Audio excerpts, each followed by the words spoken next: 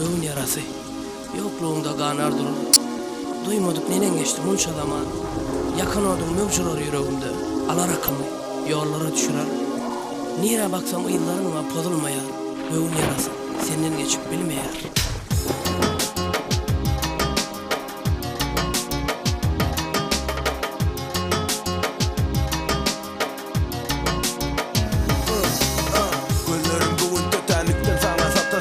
Edin çok fırsatta da geçmiş adıma düştü gülümle. Şadiyan ekenik geçen günlerde adımı yaşayardı aşıklar dillerine. Seyli san seyli tüyce günlerimiz geçiptir. Daşlaşıp da umutlarımı kuşla uçuptur. Hani senin hani ne dilen saçın sipaysın. Hani senin meymire kucağımda demalsın. Yalan sözler gülüşlere, ananın gittin ilere. Kim bilir neçe seneler yanar durar bu içimde. Hiç gülmedik şu yüzüm bir senle güllü seni söyledi. Dönsem de manisi yok düştüm müzün bugün inni.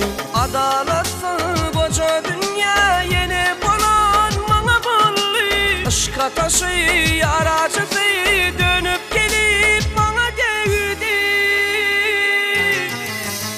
İnni güvün yaralı kırık bulu kanatı.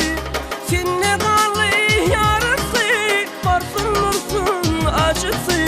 İnni güvün yaralı kırık bulu kanatı.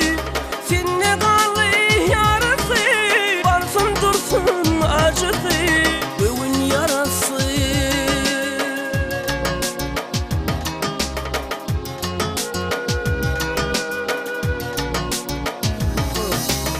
Nerede kaldı dünyanı unutturan o gözler. Ölsem yerim ki ölmesem seninki diyen sözler. Yalan olup toprağın arasında süngüptür. Benim sana varan sevgi yalnız umut gömüktür. Yeter artık göğnüme, düzüp gittin ömrüme.